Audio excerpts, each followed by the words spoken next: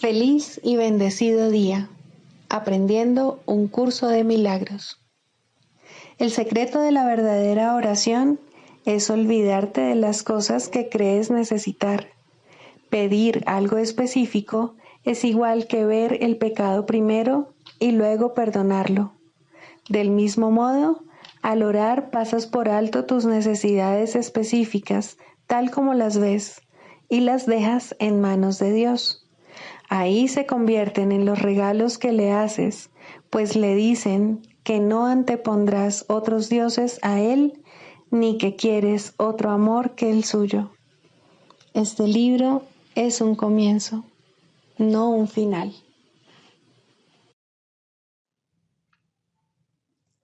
Del prefacio, que postula, párrafo 2. El mundo de la percepción, por otra parte, es el mundo del tiempo, de los cambios, de los comienzos y de los finales. Se basa en interpretaciones, no en hechos. Es un mundo de nacimientos y muertes, basado en nuestra creencia en la escasez, en la pérdida, en la separación y en la muerte. Es un mundo que aprendemos en vez de algo que se nos da. Es selectivo en cuanto al énfasis perceptual, inestable en su modo de operar e inexacto en sus interpretaciones. Introducción. Este es un curso de milagros. Es un curso obligatorio. Solo el momento en que decides tomarlo es voluntario. Tener libre albedrío no quiere decir que tú mismo puedas establecer el plan de estudios. Significa únicamente que puedes elegir lo que quieres aprender en cualquier momento dado. Este curso no pretende enseñar el significado del amor, pues eso está más allá de lo que se puede enseñar. Pretende, no obstante, despejar los obstáculos que impiden experimentar la presencia del amor, el cual es tu herencia natural. Lo opuesto al amor es el miedo, pero aquello que todo lo abarca no puede tener opuestos. Este curso puede, por lo tanto, resumirse muy simplemente de la siguiente manera. Nada real puede ser amenazado. Nada irreal existe. En esto radica la paz de Dios. Capítulo 1. El significado de los milagros. Primero, principios de los milagros. Principio 27. Un milagro es una bendición universal de Dios a todos mis hermanos por mediación mía. Perdonar es el privilegio de los perdonados. Capítulo 21. Razón y percepción. Quinto, la función de la razón. La percepción selecciona y configura el mundo que ves. Literalmente lo selecciona siguiendo las directrices de la mente. Las leyes del tamaño, de la forma y de la luminosidad tendrían validez, quizá, si otras cosas fuesen iguales, pero no lo son.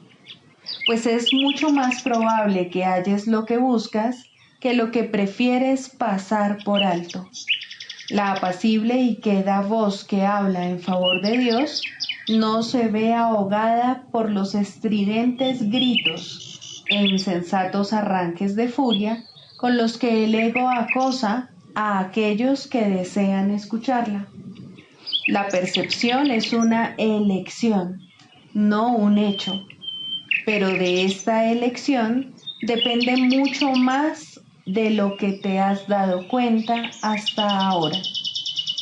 Pues tu creencia acerca de quién eres depende enteramente de la voz que elijas escuchar y de los panoramas que elijas ver. La percepción da testimonio únicamente de esto, nunca de la realidad. Puede mostrarte, no obstante, bajo qué condiciones es posible tener conciencia de la realidad o aquellas en las que nunca sería posible. La realidad no necesita tu cooperación para ser lo que es, pero tu conciencia de ella necesita tu ayuda, ya que tener esa conciencia es algo que tú eliges. Si le prestas oídos a los dictados del ego y ves lo que él te indica ver, no podrás sino considerarte a ti mismo insignificante, vulnerable y temeroso. Experimentarás depresión, una sensación de no valer nada, así como sentimientos de inestabilidad e irrealidad. Creerás que eres la desvalida víctima de fuerzas que están más allá de tu control y que son mucho más poderosas que tú. Y creerás que el mundo que fabricaste rige tu destino, pues tendrás fe en eso. Pero no creas que porque tengas fe en eso, ello pueda hacer que sea real. Hay otra visión y otra voz en las que reside tu libertad, que tan solo están aguardando tu decisión. Y si depositas tu fe en ellas, percibirás otro ser en ti.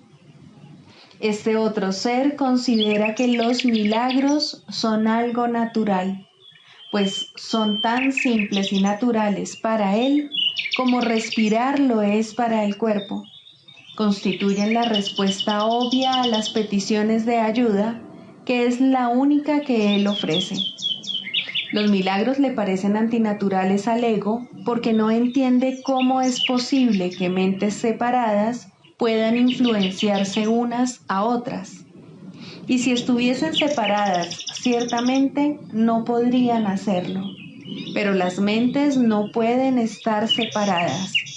Este otro ser es perfectamente consciente de esto y así reconoce que los milagros no afectan la mente de otro, sino la tuya propia.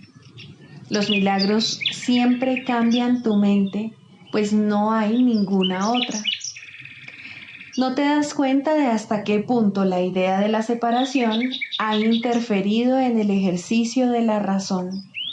La razón mora en el otro ser que has excluido de tu conciencia, y nada de lo que has permitido que permanezca en ella es capaz de razonar. ¿Cómo va a ser posible que aquel segmento de la mente que está desprovisto de razón pueda entender lo que es la razón o comprender la información que ésta le podría suministrar? De ese segmento pueden surgir todo tipo de preguntas, pero dado que la pregunta básica solo puede proceder de la razón, él jamás la podría plantear. Al igual que todo lo que procede de la razón, la pregunta básica es simple y obvia, si bien aún no se ha planteado. Mas no creas que la razón no la podría contestar. El plan de Dios para tu salvación no se habría podido establecer sin tu voluntad y consentimiento. Tuvo que haber sido aceptado por el Hijo de Dios, pues lo que Dios dispone para él, él no puede sino aceptarlo. Y Dios no dispone nada sin su Hijo, ni su voluntad depende del tiempo para consumarse. Por lo tanto, lo que se unió a la voluntad de Dios tiene que encontrarse en ti ahora, puesto que es eterno. Tienes que haber reservado un lugar en el que el Espíritu Santo pueda morar y donde ya se encuentra. Él tiene que haber estado ahí desde que surgió la necesidad de Él, la cual quedó satisfecha en ese mismo instante. Eso es lo que tu razón te diría si escuchases. Mas es claro que ese no es el razonamiento del ego. El hecho de que la naturaleza de tu razón le sea ajena al ego es prueba de que no hallarás la respuesta en él. No obstante, si esto es así, dicha respuesta tiene que existir. Y si existe para ti y su propósito es tu libertad, debes ser libre de encontrarla. El plan de Dios es muy simple. Nunca es indirecto ni se derrota a sí mismo. Dios no tiene otros pensamientos excepto los que extienden su ser. Y en esto tu voluntad tiene que estar incluida. Así pues, debe haber una parte en ti que conoce su voluntad y la comparte. No tiene sentido preguntar si lo que tiene que ser como es, lo es. Pero sí tiene sentido preguntar por qué no eres consciente de lo que no puedes sino ser como es. Pues debe haber una respuesta para ello si al plan de Dios para tu salvación no le falta nada.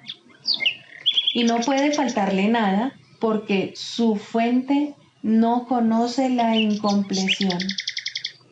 ¿Y dónde podría encontrarse la respuesta sino en la fuente? ¿Y dónde estás tú sino allí donde se encuentra esa misma respuesta? Tu identidad, que es en efecto tan verdadero de esa fuente como lo es la respuesta, tiene, por lo tanto, que estar unida a ella y ser lo mismo que ella. Por supuesto que sabes esto y mucho más que esto, pero cualquier parte del conocimiento supone una amenaza tan seria para la disociación como todo el conocimiento en sí. Y dispondrás de todo el conocimiento con cualquier parte de él. He aquí la parte que tú puedes aceptar. Puedes ver lo que la razón te señala porque los testigos a su favor son inequívocos. Solo aquellos que son completamente dementes podrían hacer caso omiso de ellos. Y tú ya has dejado atrás esa etapa. La razón es un medio que sirve para los fines del Espíritu Santo por derecho propio. No se puede reinterpretar ni recanalizar para que se ajuste a la meta del pecado, tal como se hace con otros medios, pues la razón está más allá del alcance de los medios del ego. La fe, la percepción y la creencia pueden estar mal ubicadas y servir de apoyo tanto para las necesidades del gran embaucador como para las de la verdad. Pero la razón no tiene cabida en la locura, ni se puede adaptar a sus fines en modo alguno. La fe y la creencia están firmemente arraigadas en la locura y conducen la percepción hacia aquello que la mente ha considerado valioso. Pero la razón no participa en esto en absoluto, pues si se aplicase la razón, la percepción cesaría instantáneamente. La razón no forma parte de la demencia, pues ésta depende enteramente de la ausencia de aquella. El ego nunca hace uso de la razón porque no es consciente de su existencia. Los que son parcialmente locos tienen acceso a ella y solo ellos la necesitan. El conocimiento no depende de la razón y la locura la mantiene afuera. La parte de la mente donde reside la razón se consagró, de acuerdo con tu voluntad, en unión con la de tu Padre, al deshacimiento de la demencia. Ahí el propósito del Espíritu Santo se aceptó y consumó simultáneamente. La razón le es ajena a la demencia y aquellos que hacen uso de ella han adquirido un medio que no puede dedicarse al pecado. El conocimiento está mucho más allá de lo que se puede lograr, pero la razón puede servir para abrir las puertas que tú cerraste. Ya estás muy cerca de esto. Tu fe y tus creencias han cambiado y has hecho la pregunta que el ego nunca haría. ¿No te dice tu razón ahora que la pregunta debe haber emanado de algo que tú no conoces, pero que aún así debe ser parte de ti? La fe y la creencia, apoyadas por la razón, producen forzosamente un cambio en tu percepción, y con este cambio se le hace sitio a la visión. La visión se extiende más allá de sí misma, tal como lo hacen el propósito al que sirve, así como todos los medios para su consecución. Libro de ejercicios, lección 194. Pongo el futuro en manos de Dios. La idea de hoy es un paso más en el proceso de alcanzar cuanto antes la salvación, y ciertamente es un paso gigantesco. Es tan grande la distancia que abarca que te lleva justo antes del cielo, con el objetivo a la vista y los obstáculos ya superados. Tus pies ya se han posado sobre las praderas que te dan la bienvenida a las puertas del cielo, el tranquilo lugar de la paz en el que aguardas con certeza el paso final de Dios. Qué lejos nos encontramos ahora de la tierra y cuán cerca de nuestra meta. Cuán corto es el trecho que aún nos queda por recorrer.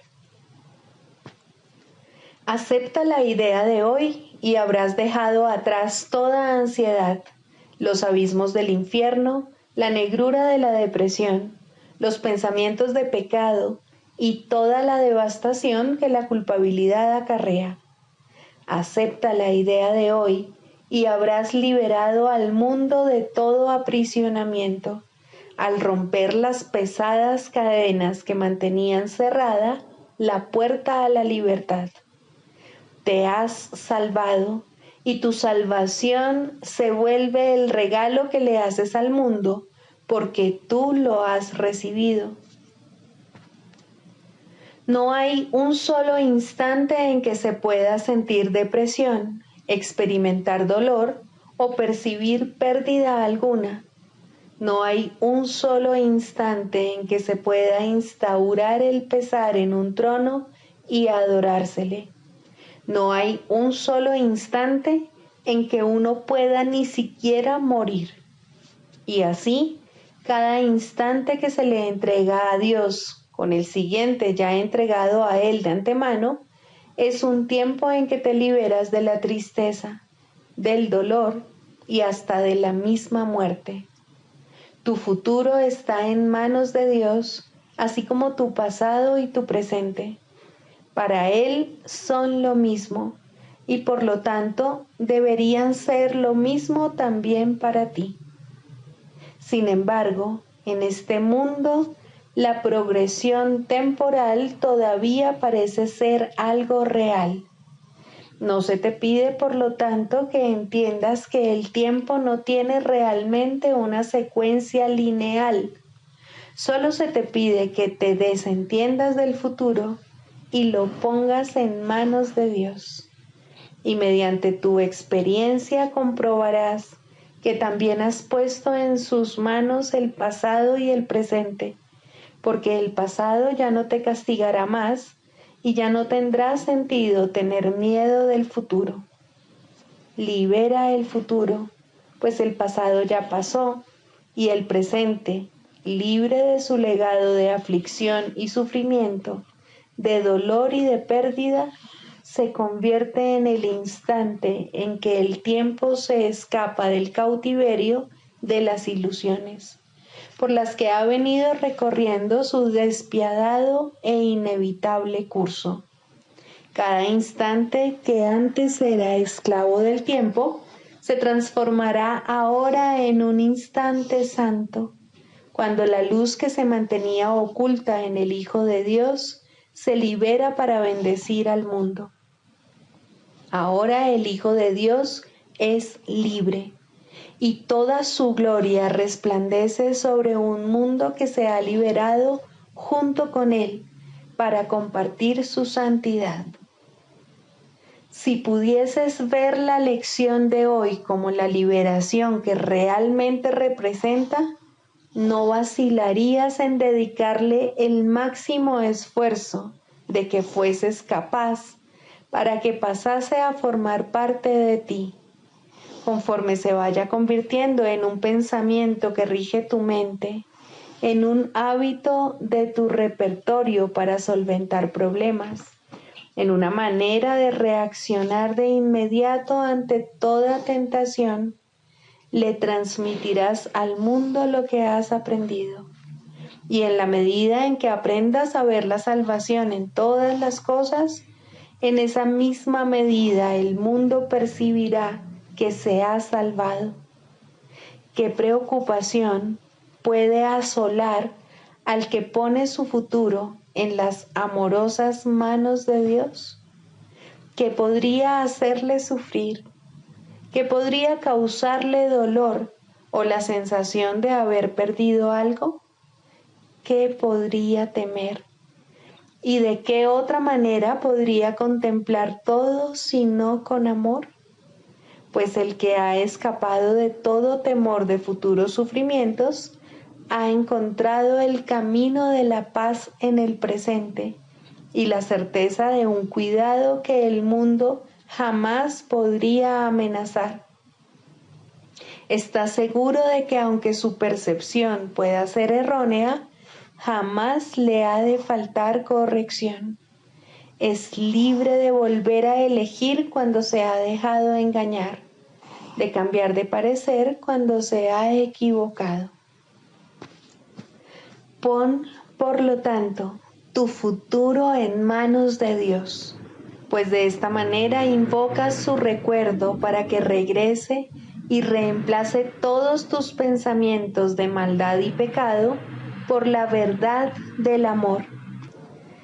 ¿Crees acaso que el mundo no se beneficiaría con ello y que cada criatura viviente no respondería con una percepción corregida? El que se encomienda a Dios ha puesto también al mundo en las mismas manos a las que Él ha recurrido en busca de consuelo y seguridad. Ha dejado a un lado las enfermizas ilusiones del mundo junto con las suyas, y de este modo le ofrece paz al mundo, así como a sí mismo. Ahora sí que nos hemos salvado, pues descansamos despreocupados en sus manos, seguros de que solo cosas buenas nos pueden acontecer. Si nos olvidamos de ello, se nos recuerda dulcemente. Si aceptamos un pensamiento que denota falta de perdón, éste queda prontamente reemplazado por el reflejo del amor. Y si nos sentimos tentados de atacar, apelamos a aquel que vela nuestro descanso para que tome por nosotros la decisión que nos aleja de la tentación. El mundo ha dejado de ser nuestro enemigo, pues hemos decidido ser su amigo.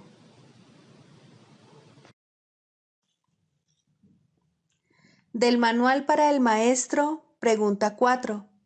¿Cuáles son las características de los maestros de Dios? 3. Tolerancia. Los maestros de Dios no juzgan. Juzgar es ser deshonesto, pues es asumir un papel que no te corresponde. Es imposible juzgar sin engañarse uno a sí mismo. Juzgar implica que te has engañado con respecto a tus hermanos. ¿Cómo entonces no te ibas a haber engañado con respecto a ti mismo? Juzgar implica falta de confianza, y la confianza sigue siendo la piedra angular de todo el sistema del pensamiento del Maestro de Dios. Si la pierde, todo su aprendizaje se malogra. Sin juicios, todas las cosas son igualmente aceptables, pues en tal caso, ¿quién podría juzgarlas? Sin juicios, todos los hombres son hermanos, pues en ese caso, ¿quién se encontraría aparte? Juzgar destruye la honestidad y quebranta la confianza. El Maestro de Dios no puede juzgar y al mismo tiempo espera aprender.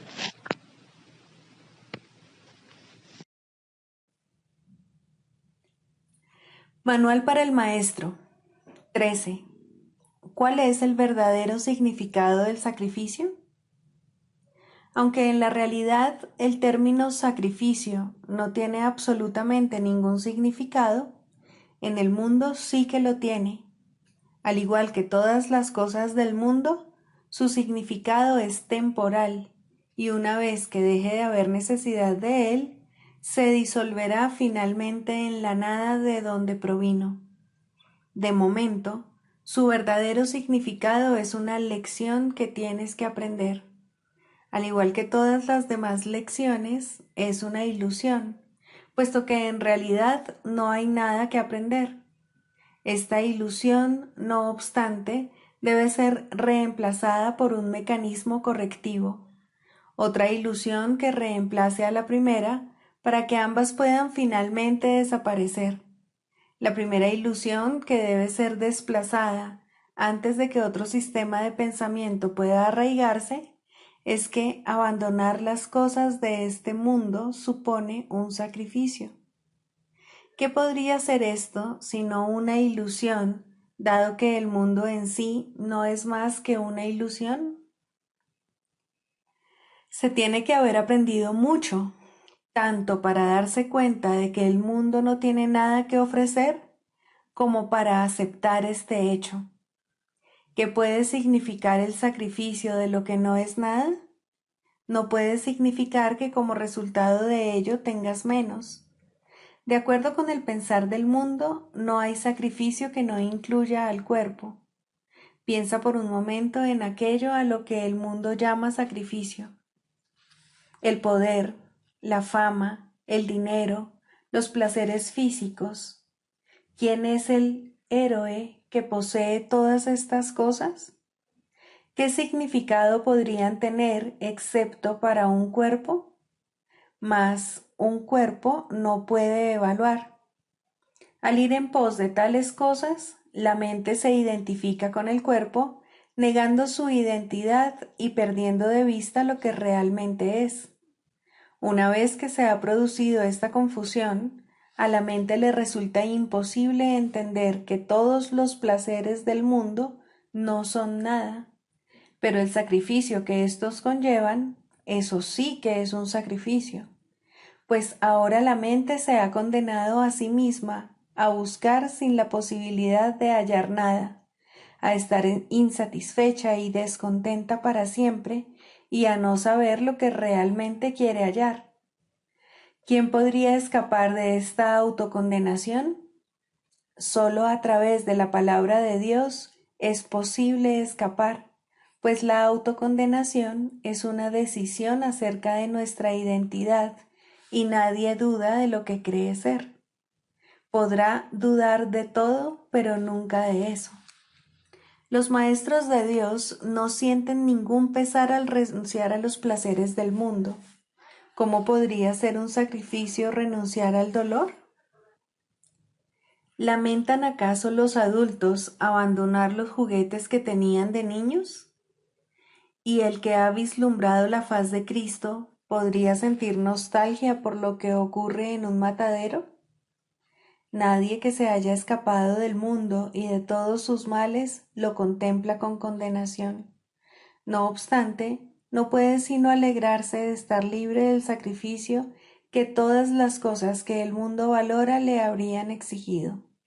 Por ellas sacrificaba su paz, por ellas sacrificaba su libertad y, para poseerlas, hubiera tenido que sacrificar su esperanza de alcanzar el cielo y el recuerdo del amor de su Padre.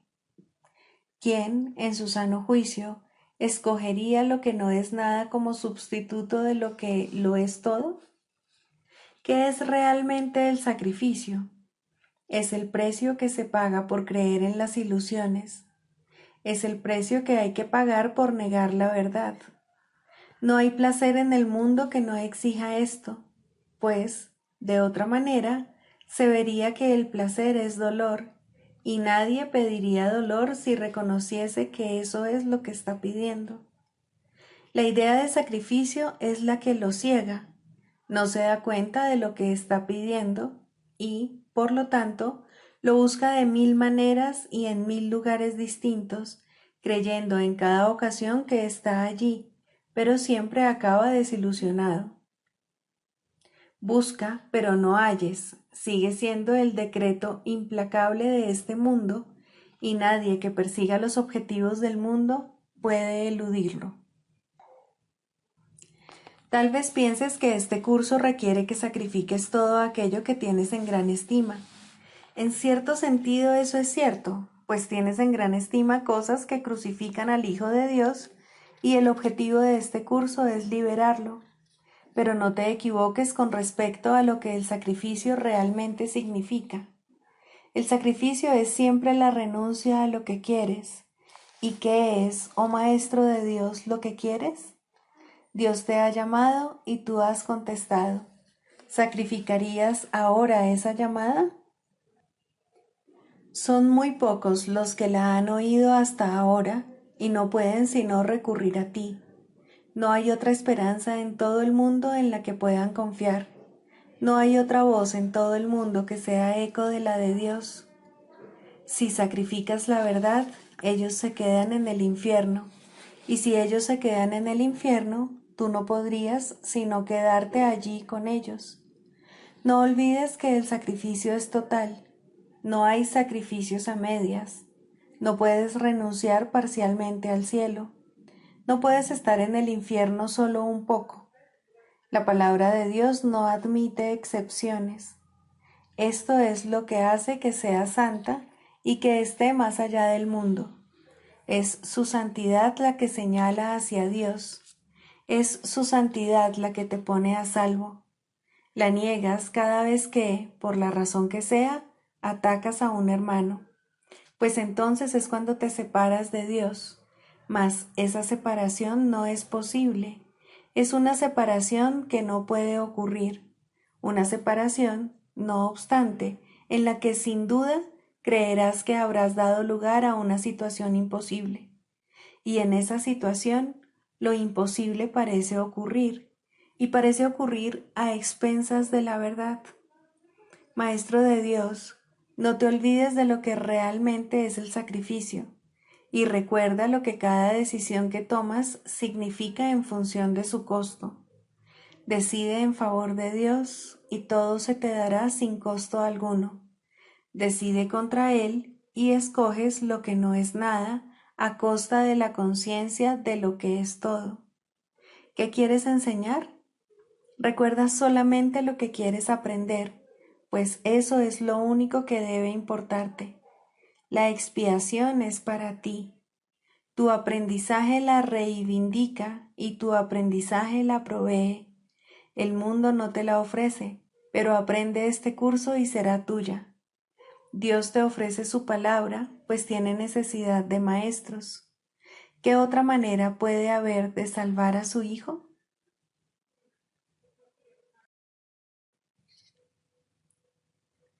Clarificación de términos. Introducción.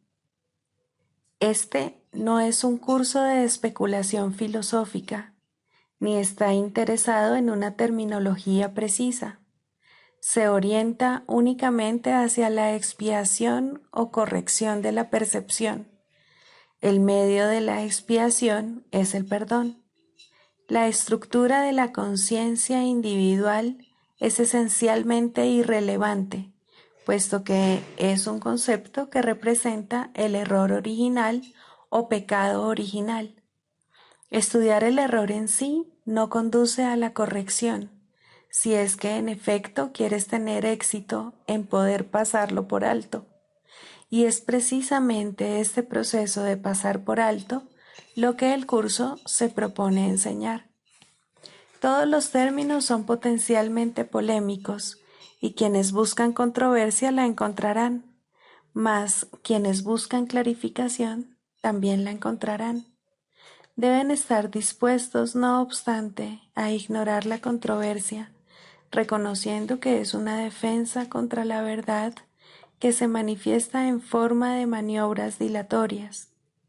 Los argumentos teológicos como tales son necesariamente polémicos, ya que dependen de creencias y, por lo tanto, pueden ser aceptados o rechazados. Una teología universal es imposible, mientras que una experiencia universal no solo es posible, sino necesaria. Alcanzar esa experiencia es lo que el curso se propone. Solo cuando ésta se alcanza es posible la consistencia, porque solo entonces se acaba la incertidumbre. Este curso opera dentro del marco de referencia del ego, pues ahí es donde se necesita. No se ocupa de lo que está más allá de todo error, ya que está planeado únicamente para fijar el rumbo en dirección a ello. Por lo tanto, se vale de palabras, las cuales son simbólicas y no pueden expresar lo que se encuentra más allá de todo símbolo. El ego es el único que pregunta, puesto que es el único que duda. El curso simplemente ofrece otra respuesta, una vez que se ha planteado una pregunta.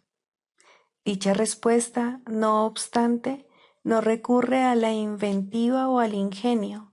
Estos son atributos del ego.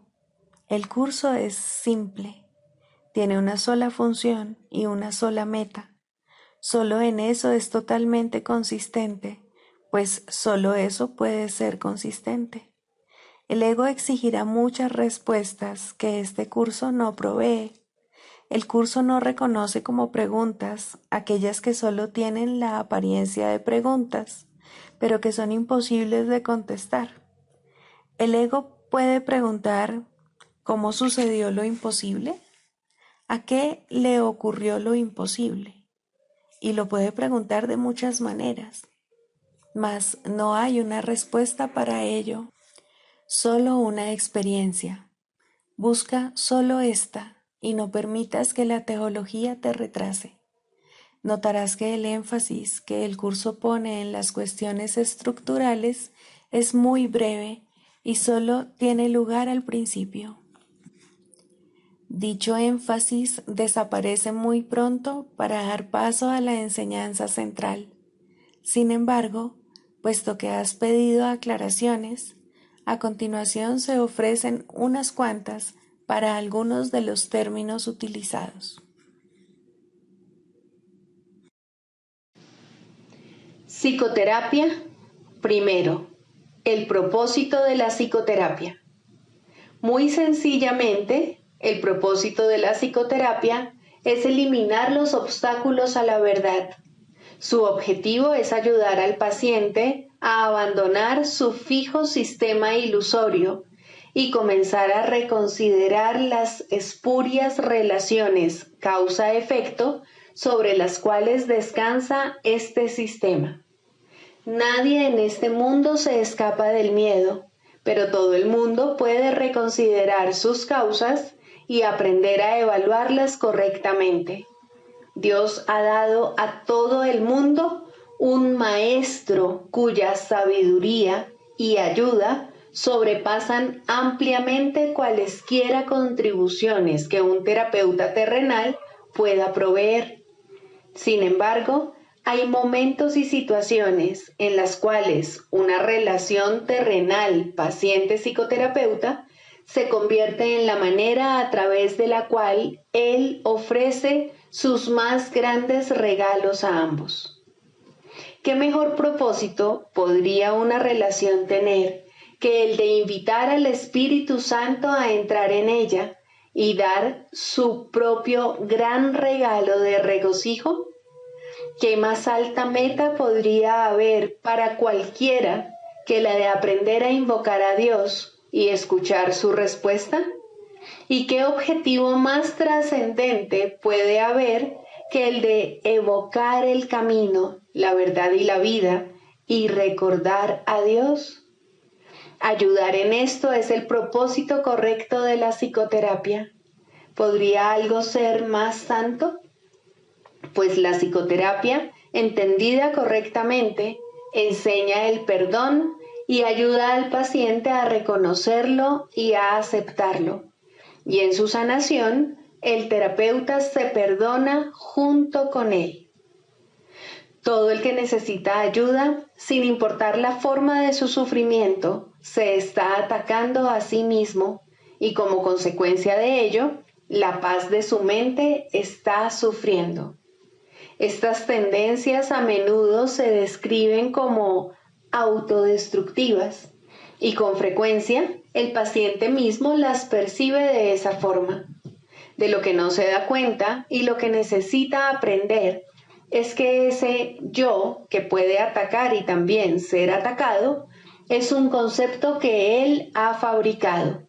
Aún más, lo atesora, lo defiende y en ocasiones incluso se encuentra dispuesto a sacrificar su vida en nombre de ese yo, pues lo considera su propio ser.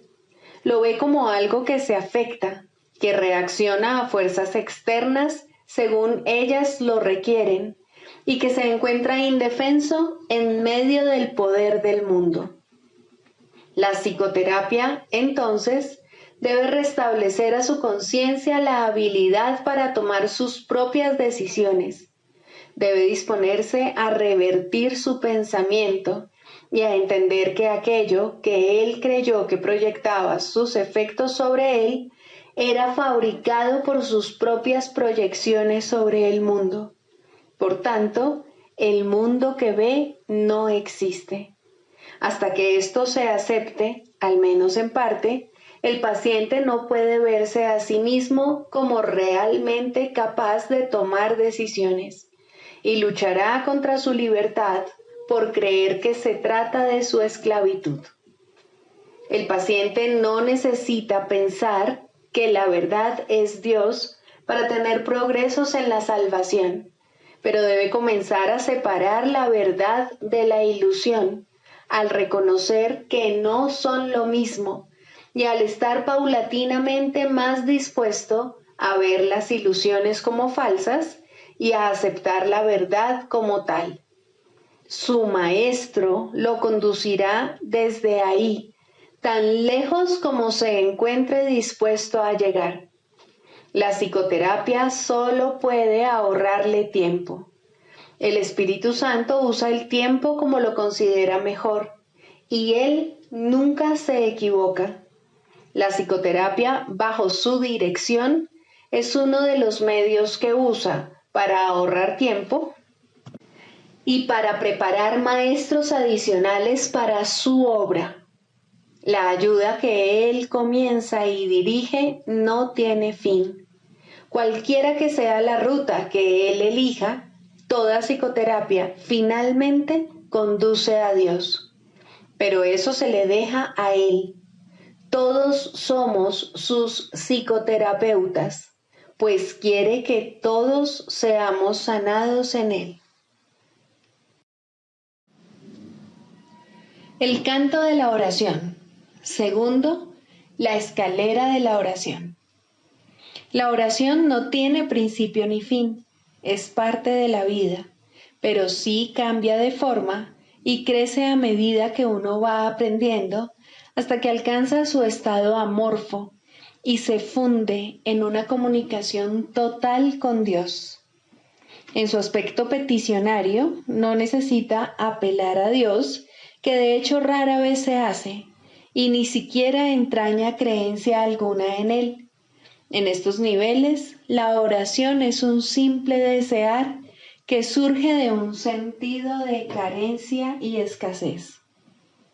Estas formas de oración o de pedir desde la necesidad siempre entrañan un sentimiento de debilidad e insuficiencia. Nadie, pues, que esté seguro de su identidad, podría orar de esta manera.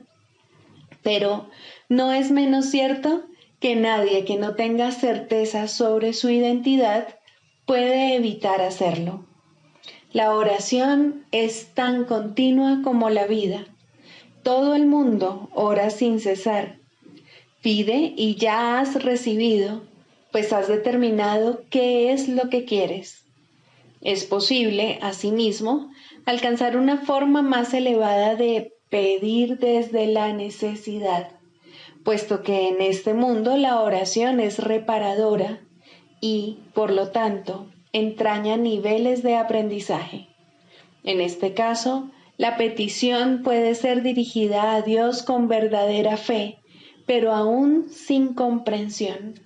Por lo general, se ha alcanzado un vago y con frecuencia inestable sentido de identificación con Él, pero tiende a estar desenfocado por un sentimiento de pecado profundamente arraigado. En este nivel es posible que se sigan pidiendo cosas mundanas en variedad de formas, como también es posible pedir dones tales como la bondad o la honestidad y, en particular, perdón para las muchas fuentes de culpa que inevitablemente yacen bajo cualquier oración procedente de la necesidad. Sin culpa no hay escasez. Quien está libre de pecado no tiene necesidades. En este nivel surge también esa curiosa contradicción de términos conocida como orar por nuestros enemigos. La contradicción no se encuentra en las palabras mismas, sino más bien en la manera en que usualmente se interpretan. Mientras creas tener enemigos, habrás limitado tu oración a las leyes del mundo y habrás limitado también tu capacidad para recibir y para aceptar a esos mismos estrechos márgenes. Sin embargo, si tienes enemigos, tienes necesidad de oración y una gran necesidad, por cierto. Entonces, ¿qué significa realmente la frase? Significa que debes orar por ti para que no busques aprisionar a Cristo y así perder el reconocimiento de tu propia identidad. No traiciones a nadie o te traicionarás a ti mismo. Un enemigo es el símbolo de un Cristo prisionero. ¿Y quién podría ser él sino tú mismo? Orar por los enemigos se convierte de este modo en una manera de orar por tu propia libertad. Ahora ha dejado de ser una contradicción. Se ha convertido en una declaración de la unidad de Cristo y el reconocimiento de su impecabilidad. Ahora se ha vuelto santa, pues reconoce al Hijo de Dios tal como fue creado.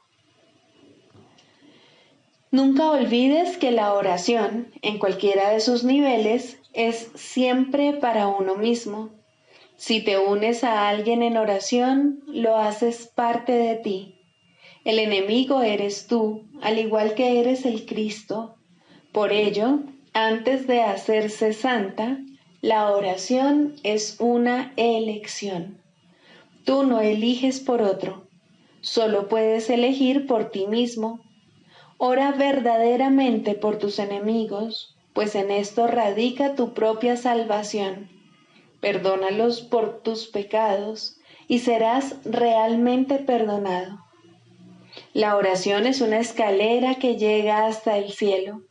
En lo alto se produce una transformación muy similar a la tuya, pues la oración es parte de ti. Las cosas de la tierra se dejan atrás y ya no se recuerdan más. No se hacen peticiones, puesto que nada falta. Se reconoce plenamente que la identidad en Cristo es algo eterno, incorruptible y más allá de todo cambio. La luz ha dejado de titilar y nunca se apagará.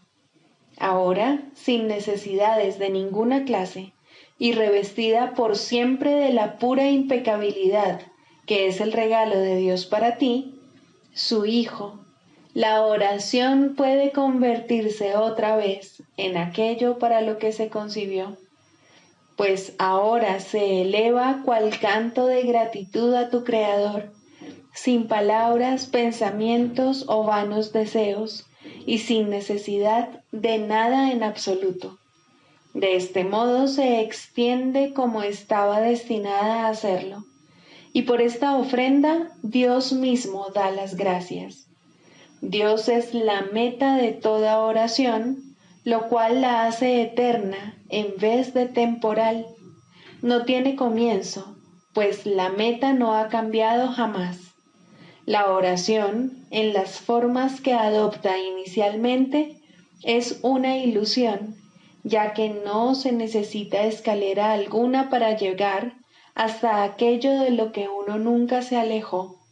No obstante, la oración forma parte del perdón, mientras éste, que de por sí es una ilusión, continúe sin lograrse. La oración estará ligada al aprendizaje hasta que el objetivo del aprendizaje se haya alcanzado, y entonces todas las cosas se transformarán al unísono y retornarán libres de toda mancha a la mente de Dios. Al encontrarse más allá de lo que se puede aprender, este estado es indescriptible. Es necesario, no obstante, entender las etapas por las que hay que pasar para su obtención, si la paz ha de ser restaurada en el Hijo de Dios, quien vive ahora en la ilusión de la muerte y el temor de Dios. Sigamos a Jesús haciendo del perdón algo tan natural como respirar y algo tan vital como el aire. Amén.